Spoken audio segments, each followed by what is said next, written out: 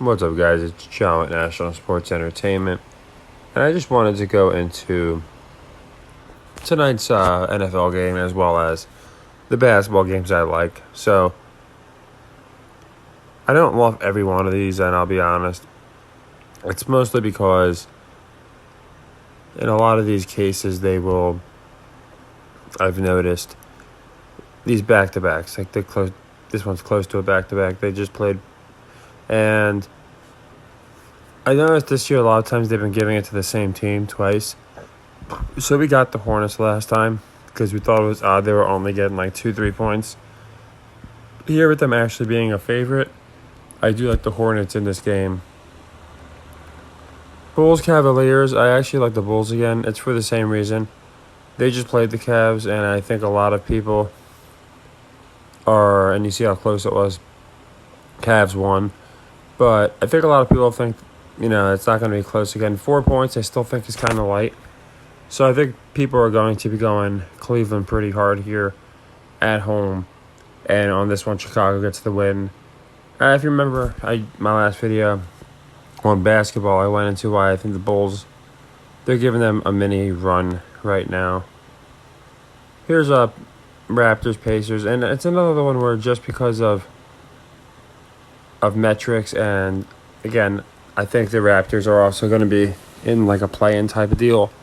So I think the Raptors win this game, and I'll have them to cover. Not playing every single one. I looked at some of these, and I don't love them. I do like the Mavericks to cover. I'll buy down to 7 here, but I do like them to cover. You can see they've done pretty well against the Rockets, but they've covered. They covered twice. Now, I've noticed a lot of times, not just because they won all 3, I could see people fading them, thinking they won't sweep the Rockets. But again, I've seen that happen pretty often. That's why I think, especially this year, I've noticed a lot of back-to-backs going to one team. So I will go with Dallas there, and I do like, of course, I like Miami here. Just again, because they are so abysmal against the spread. At 1.5, I will buy it to 2. Just a half point. And I think that game could be one of the ones that finishes within like a point or 2. And I had looked at some of the others. Here, I do find it odd it's only a 1.5. But I'm going to ride with the home narrative for the Warriors. Again, they play like 7 at home, and then they go ahead and play something like 5-6 on the road. So I think the Warriors hit this spread. And if you notice, and again, it's an NBA TV game, so of course they have it so people will be able to see how the Warriors look tonight, in my opinion, at home. And then this one, it really depends. With big spreads, I will usually stay away. But I do have a feeling that the Pistons are going to be a casualty in this game. Just because the Blazers, they've lost a few in a row, and I think they need to look pretty lethal again. So some of them I'm not playing. Pels, Sixers can go either way, I feel like. It really could. They just played, and you see the Pels won. So if I actually had to, I'd go Sixers cover in this game. I might make it a leg 1, but it's not one I'm running out to play. Same with the Spurs, Nets. Not one I'm running out to play. Then Nuggets, Timberwolves. Here I do like the Timberwolves. This one I do like. Just because of the fact that no injuries. And right after the Nuggets were getting 2 basically even odds against Boston, now we have Minnesota as, again, basically getting the same odds against them. So I don't think that makes any sense either. So, not many narratives, just a lot of what I think to believe traps. So just to run through it again, I do like the Lakers, and Bulls to cover. I also like the Raptors. I do like Sixers, which goes 6. I do like Sixers to cover. Not going to play the Spurs. I do like the Mavs,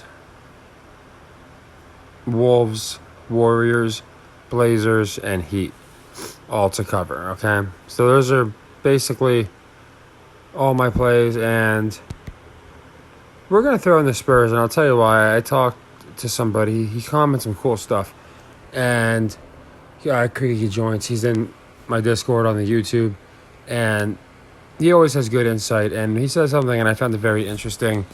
Essentially, going over the numbers 12, 24, Van Nessel on the or Vessel, whatever his name is, on the Spurs, and just a couple of reasons he had them on upset alert. So the fact that we have them on upset alert and they're getting 12 points, I do find it interesting. The records, 12, 24, 24, 12, so they could go to 12, 25, 25, or 13. It would be, it could be interesting. They could have the same palindrome here with a